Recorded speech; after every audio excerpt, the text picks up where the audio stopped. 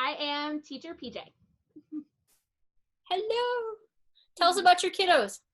My kiddos, I have 4 kiddos. I have a 6-year-old Jason, 4-year-old Anthony, 2-year-old Rachel, and 3-month-old Ryan. So 2 boys and 2 girls. Too bad you're not busy at all. No, not at all.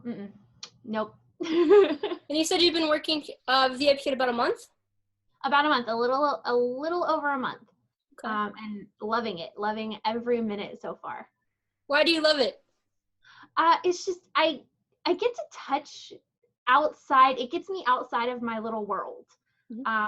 I think my husband's a pastor, and we kind of get so like caught up in our little life and our family and our church, and it's just nice to open up my eyes and touch the other side of the world without actually leaving, our guest bedroom. It is like touching the other world too. Yeah. When you're in their living room, it's incredible how natural you can make that feel. Oh yes, I had one of my level 5 students who I've taught him 3 times now, but he's very advanced, and so most of our class is spent doing just conversation. Mm-hmm. And he yesterday he told me about his 8-month-old little sister. And so I showed him a picture of this one, and then all of a sudden, Mom is in the screen saying hi, and Dad's bringing baby sister in to say hi. It was great. It's so cool. It's so surprising. It's always surprising to me. What's it been like with 4 kids and doing this job? This job is not particularly easy. No, thankfully my husband doesn't go into work. We're in Eastern time. Mm-hmm. In Florida. So he goes into work, he leaves to work about 8:15. So I teach from 6 to 8. And usually our kids wake up about 7. And he takes care of the kids. He gives them breakfast and everything. Every once in a while I'll get a knock on my door. Mm-hmm. But as long as I leave it locked, we're fine. What were your biggest concerns when you started? My biggest concerns, I think worrying about my kids waking up early or things like that, honestly, were some of my biggest concerns. And then my exhaustion level, like not being able to give them enough and taking away, feeling like I might be taking away from my time with them by, giving my time to other kids. Which is something we deal with on a regular basis because my husband is a youth pastor. So we constantly are struggling with that balance of, okay, how much do I need to give to my kids and how much do they need me right now, as opposed to our youth or our other children that we love and adore, but, our kids always come first. Mm-hmm.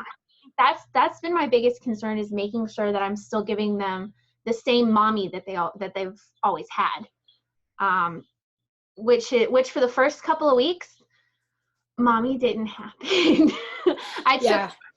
It's hard to do anything but this the first couple of weeks. Are you still concerned?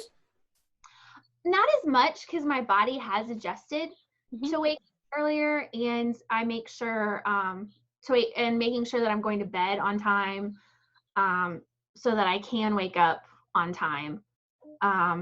I think that's been the biggest thing, is just making sure that I keep myself on a good schedule. Do you think in some ways that you'll be a better mom and a better teacher with this experience? Oh, definitely. I have noticed, especially with the homeschool, with me working with other children, mm-hmm. and seeing how important those games were. And I'm going, okay, this is so much fun with them. I realized I really need to do the really fun stuff with him. And so he has been loving it, because he goes, Mommy, what game are we playing today? What game are we playing? Oh, that's awesome. Oh, I've noticed he's more excited to go to school, and I'm more excited, and making sure that I have everything prepared beforehand so that we can play those games and that we can have fun. Your plan, I know I've talked about this, a lot of people talked about staying healthy, having enough downtime, having enough rejuvenation. You give so much of your energy away. What's your plan? Because a lot of us end up getting just a little enmeshed in working. Yes. The same thing you just said, which is, I could do 2 more. Exactly. I could do a couple more. I think knowing my limits, because I contemplated adding in some evening hours in July, just because I'm looking at the schedule and going, it's like a goal. Amazing. I know, right? And then I went and I started kind of plugging them in, and then I realistically started thinking about it, and I was like, you know what? I can't do the evenings. Mm-hmm.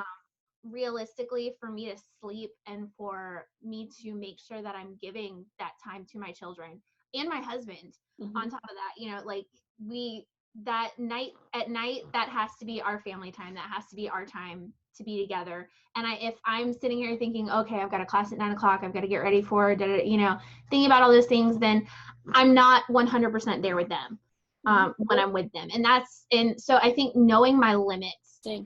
What other ways has it benefited your family? Well, financially is great. Mm-hmm. My husband doesn't make a whole lot. I stay home. And she's so good. Yeah.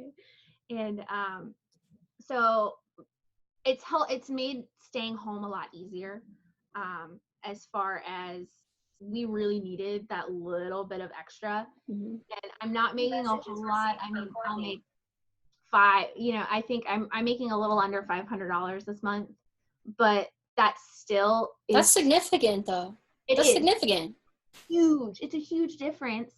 And because my poor husband has been trying to find a second job, but he works, 40, 50 hours a week and is constantly going, and he needs that downtime too. I mean, he was thinking about picking up a pizza route again, things that we were doing in college, mm-hmm. to get us by.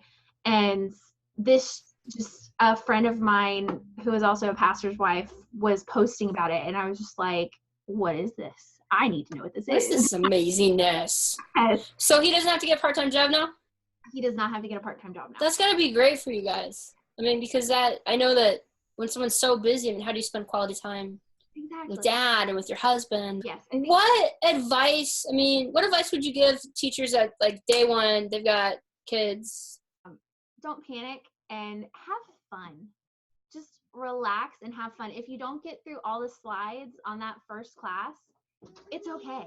Incidentals, you're going to have things go wrong. You're going to get that teacher IT at some point inevitably.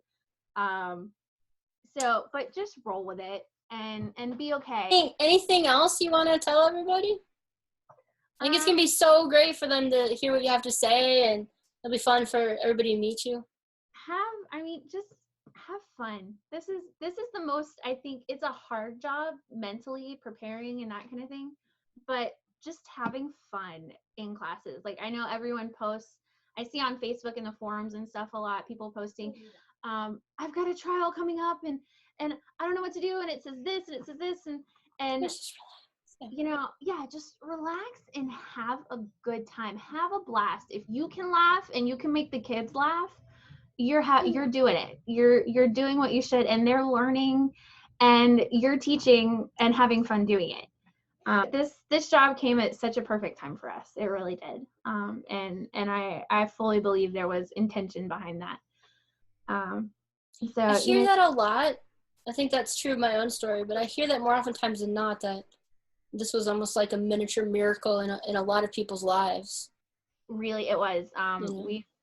We've had, and also like the VipKid community of teachers has been amazing.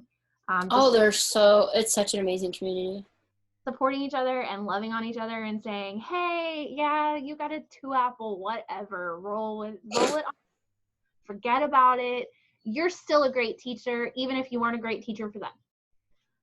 So that one moment in time. Well, this is really helpful. Thank you so much. Thank you. I'm excited.